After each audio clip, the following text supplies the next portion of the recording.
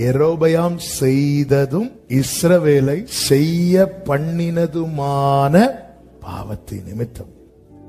நம்ம ஒரு காரியத்துல ஈடுபடுறோம்னு வைங்களேன், நம்மளை சார்ந்தவங்களை ஈடுபட வைப்போம்.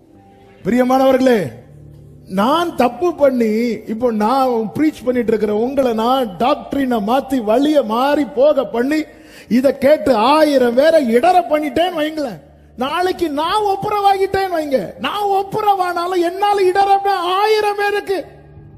இன்னைக்கு இப்படிதான் சுத்தி நடந்துட்டு இருக்கு. இதுதான் யெரொபெயாமின் பாவம். இதுல சிக்கி கொண்டிருக்கிறோம். பாவத்துல சிக்குனா சிக்கல் உண்டு.